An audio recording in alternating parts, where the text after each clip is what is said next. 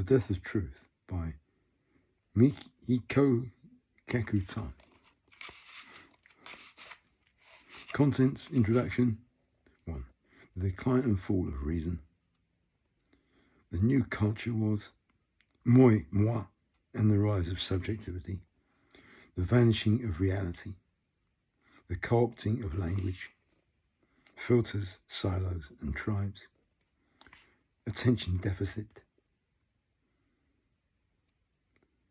The fire hose of falsehood, propaganda and fake news. The Schadenfreude fraud of the trolls. Epilogue. Now, I'm not going to read all that tonight, but one that I like. The Co-opting of Language. See what that is. 89, page 89.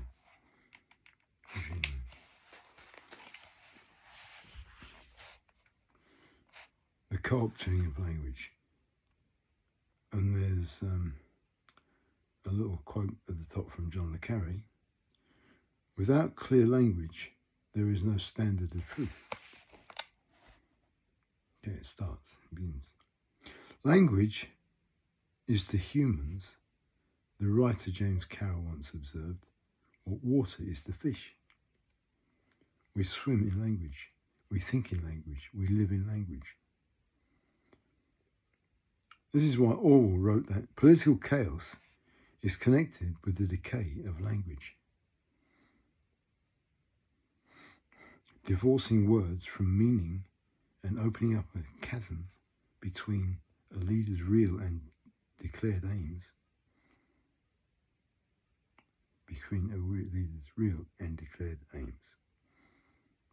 This is why America and the world feel so disorientated by the stream of lies issued by the Trump White House and the president's use of language as a tool to disseminate distrust and discord.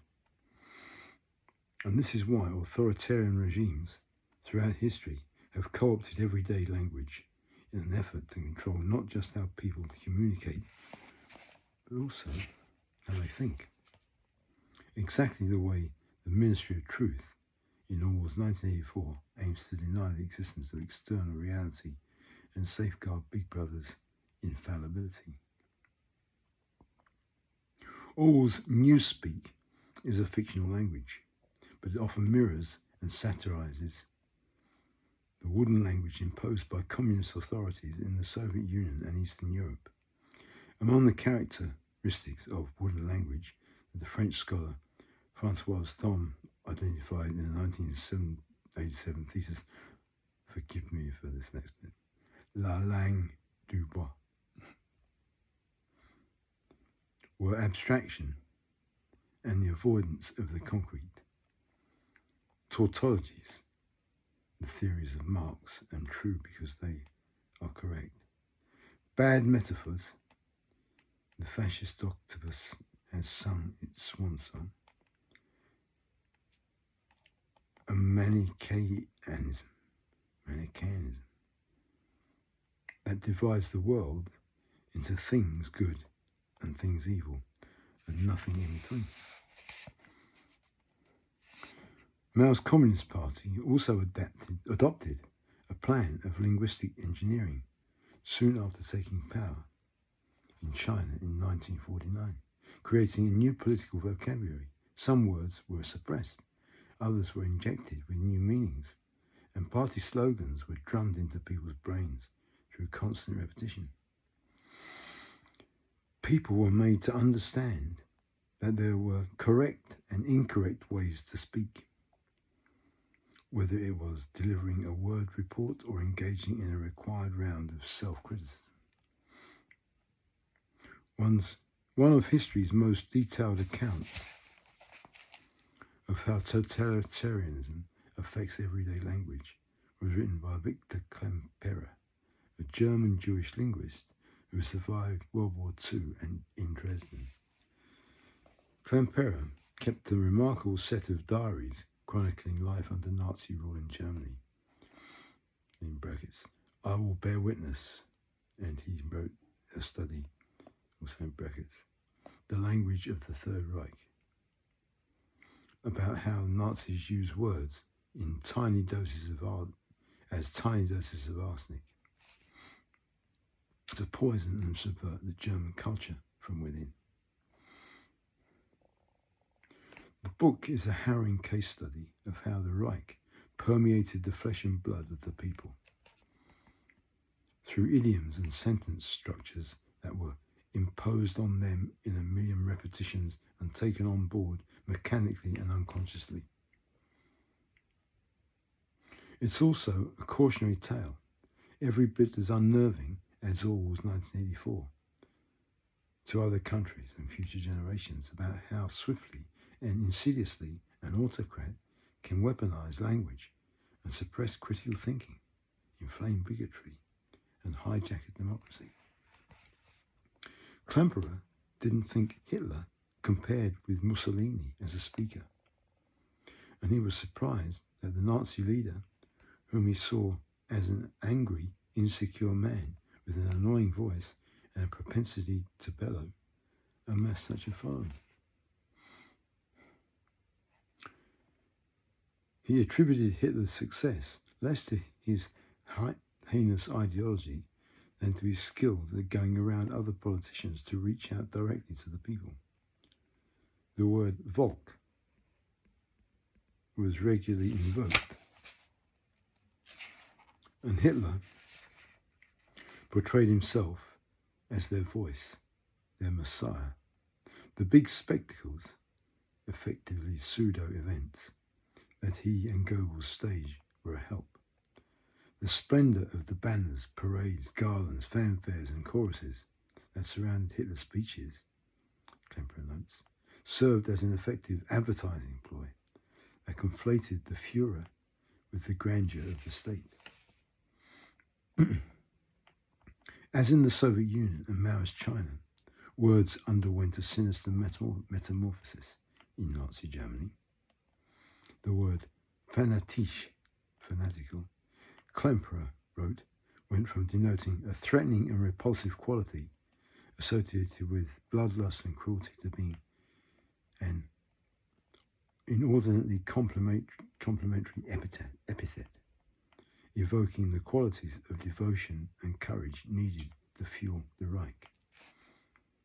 The word Kampferich, aggressive, belligerent, also became a word of praise, meaning admirable, self-assertion through defense or attack.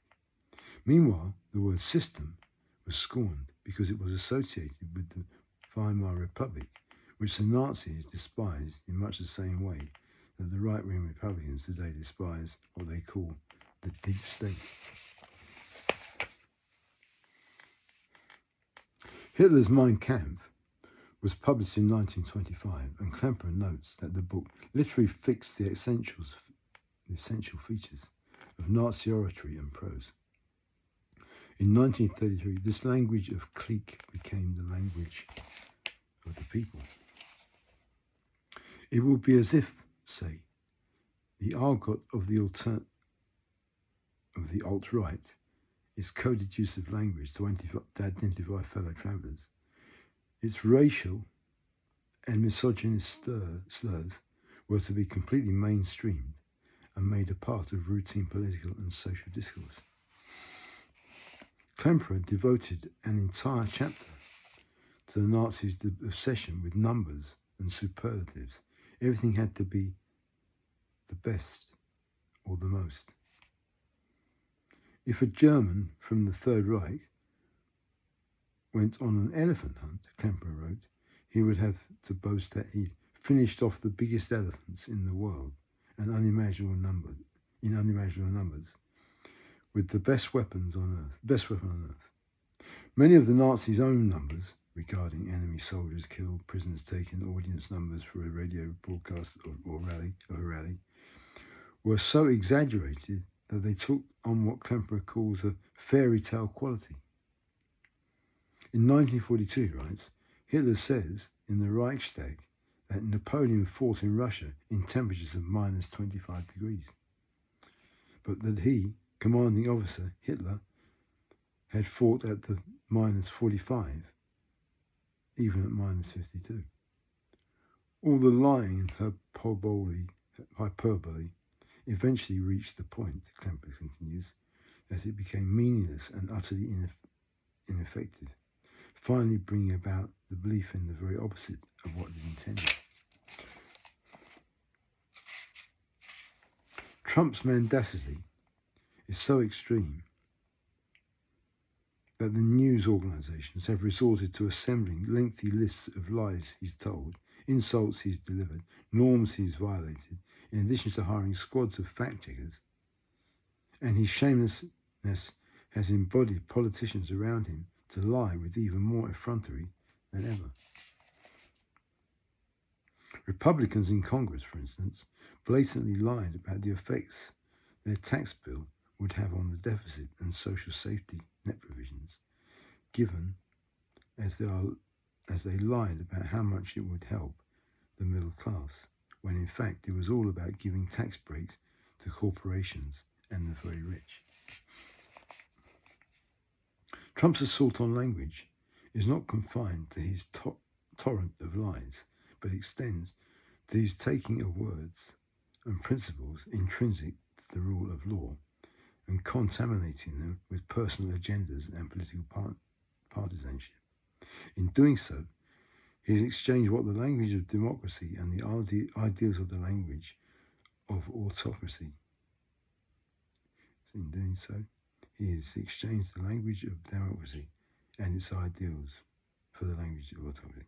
He demands allegiance not to the US Constitution, but to himself.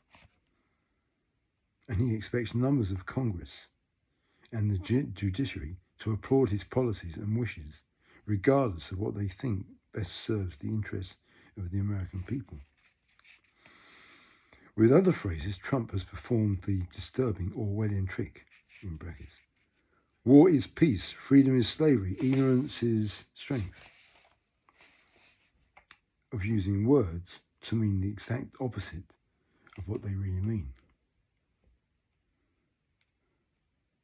It's not just he's taking the term fake news, turning it inside out and using it to try to discredit journalism that he finds threatening or unflattering.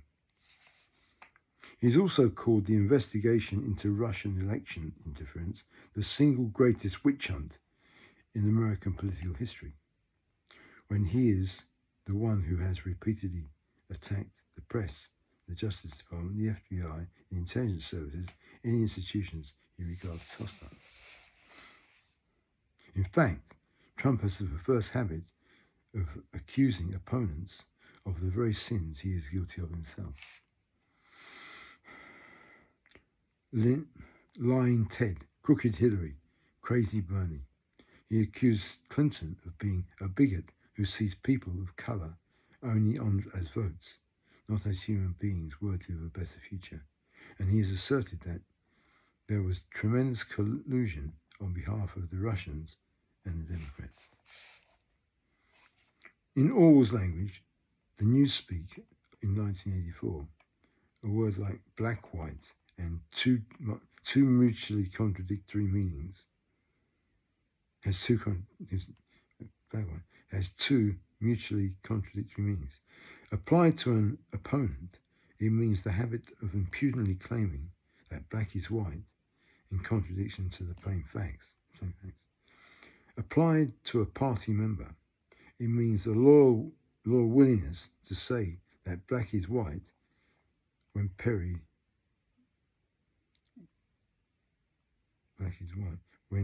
party discipline demands this. This too has an unnerving echo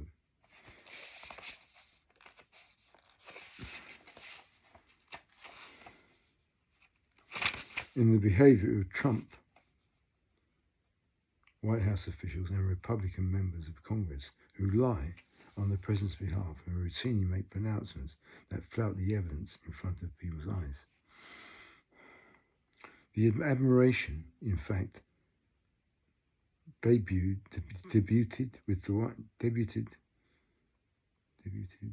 White House press secretary, Sean Spicer, insisting that Trump's inaugural crowds were the largest audience ever, an assertion that defied photographic evidence and was rated by Political Fact as a pants on fire lie.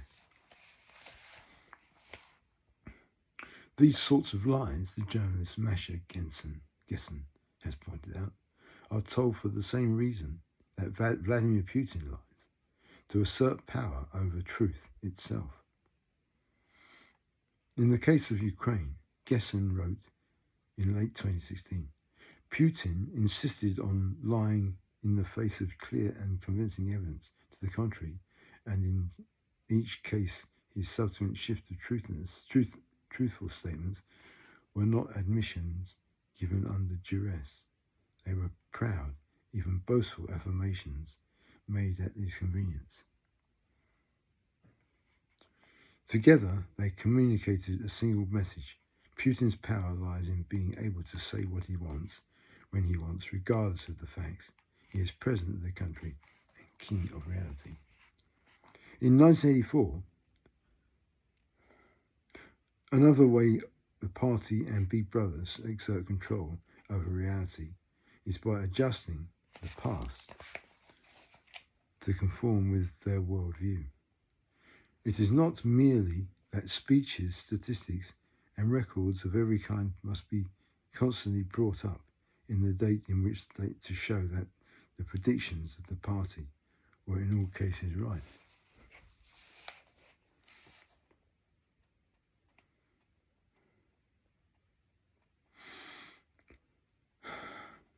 It is also that no change in doctrine or in political alignment can ever be admitted. For to change one's mind, or even one's policy, is a confession of weakness. If, for example, Eurasia and Eastasia, whichever it may be, is the enemy today, then that country must always have been the enemy. And if the facts say otherwise, then the facts must be altered. Thus, history is continually rewritten. Consider this. Within days of Trump's inauguration, changes were being made to the climate change pages on the White House website. Meanwhile, environmentalists were frantically trying to download the archived government climate data, worried that it might be destroyed or lost or hidden by a hostile administration. Some of their fears were realized later in 2017 when the EPA announced that its website was undergoing changes that reflect the agency's new direction,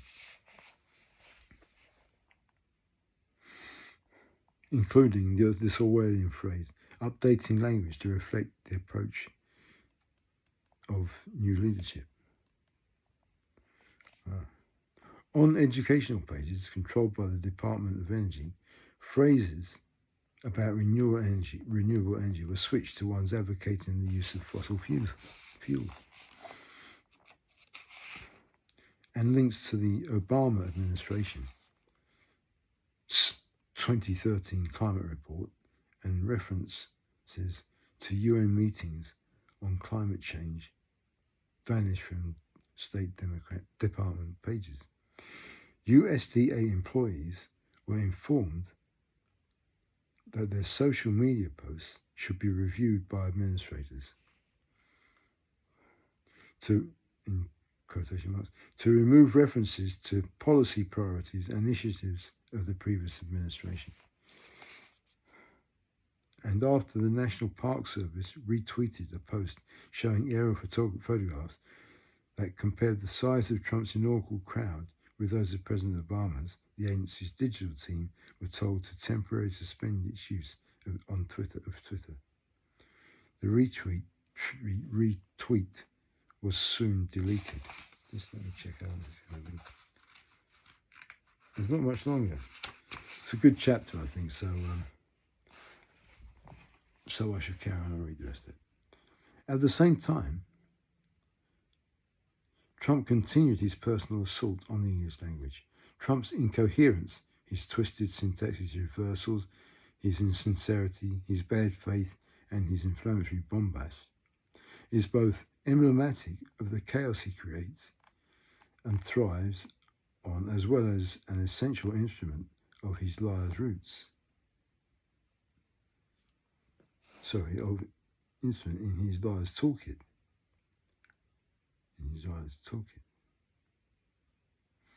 His interviews, off-teleprompter speeches, and tweets are a startling jumble of insults, exclamations, boasts, digressions, non sequiturs, qualifications, exhortations, and innuendos.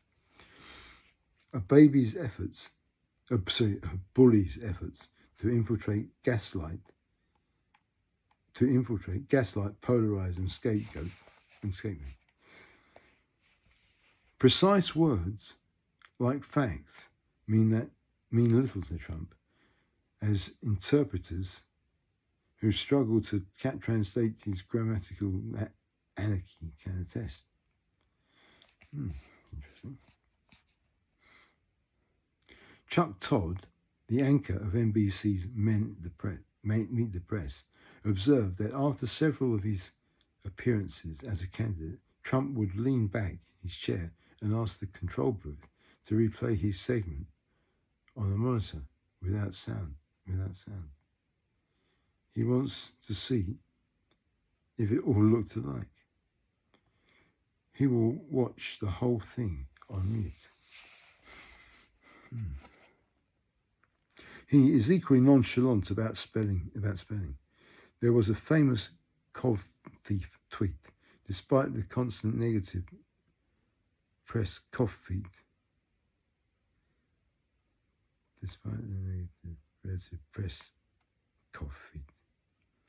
and his description of the Chinese seizure of US Navy drone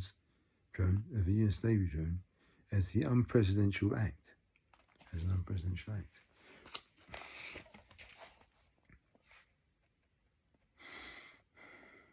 He also tweeted that he was honored to serve you, but great American people as your 45th President of the United States. Twitter typos are common, and cause common, of course. And they are hardly the most alarming aspect of Trump's compulsion to tweet. But they are indicative of his impulsive, live in the moment, can't think about any fallout posture, and his typos are contagious.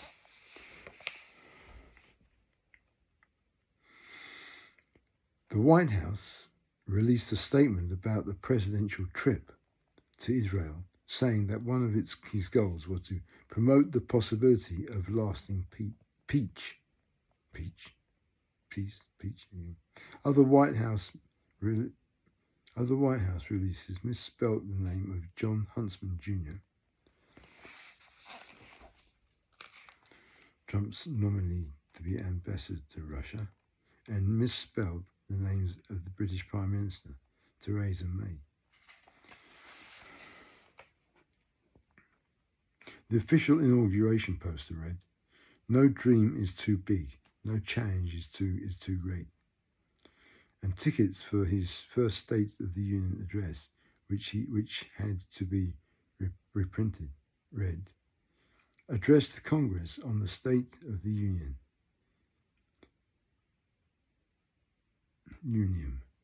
Harmless enough glitches,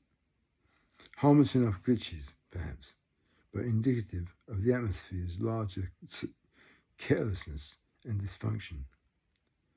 Its cavalier disregard for accuracy, truth, details, and precision." Okay, another part of this chapter follows immediately the last one. Trump's tweets have been deemed official pronouncements of his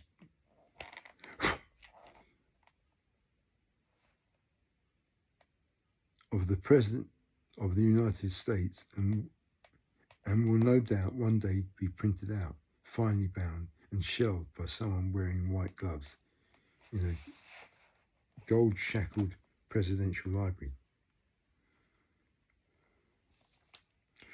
Whether they are distractions meant to divert attention from the Russian investigations, the stream of consciousness rants of an attention-craving narcissist are part of a more deliberate strategy to acclaim people, to acclimate people to the aberrant. The tweets have immediate consequences around the planet, escalating nuclear tensions with North Korea, alienating whole countries and continents, and sending tremors through the post-World War II order. Not a lot more to go. Trump's retweeting of anti-Muslim videos from the far-right group Britain First examined a sharp rebuke from the UK's Theresa May and helped mainstream and therefore marginal hatreds. I'm going to take these off, see if it's any better.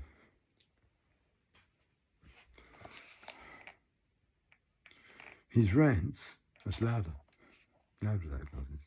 His rants against journalism as fake news have enabled further crackdowns on press freedom in countries like Russia, China, Turkey and Hungary, where reporters already work under duress.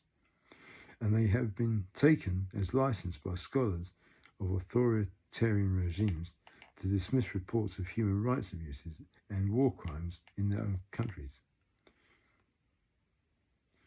After Amnesty International reported that up to 13,000 prisoners were killed at military prison outside Damascus between 2011 and 2015, the Syrian president Bashar al-Assad said, "You can forge anything these days. We are living in a fake news era." And in Myanmar, where the military is carrying out a horrifying campaign of ethnic cleansing against the Rohingya, a long persecuted Muslim minority, of an officer in the same state security ministry declared, "There is no such thing as Rohingya. It's fake news." The scholar Ruth Ben-Geert, a professor of history and Italian studies in New York University, also has drawn parallels between Trump's rise and the rise of Mussolini. Argues that authoritarians typically test the limits of what the public press and political class will tolerate, and that Trump's incendiary tweets and remarks are efforts to see how much Americans and the GOP will let him get away with, and when, if ever, they will say enough. Goes on, guys. That and that very, not a lot. Okay.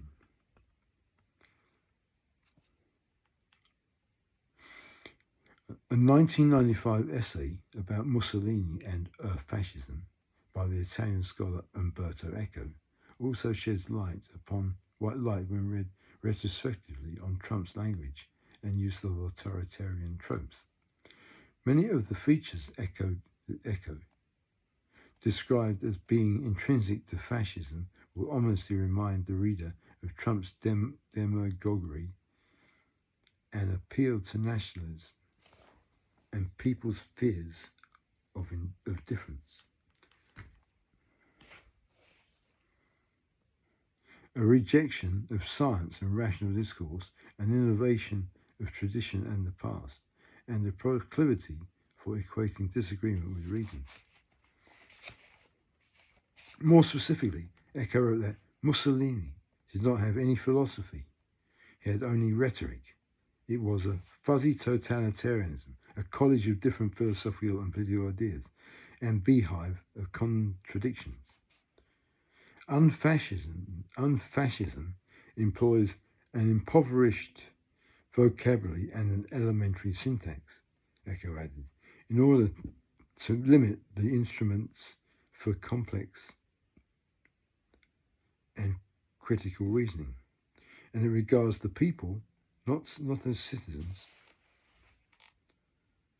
or individuals, but as a monolithic entity expressing the common will, which, if the leader pretends to interpret, that the leader puts himself forth, instead of, say, a parliamentary or legislature as the voice of the public, if that sounds oddly familiar, it's because Trump is the Republican National Convention address at said the audience, I'm with you, the American people, I am your voice. It's the end of the chapter. I'm glad I read it all.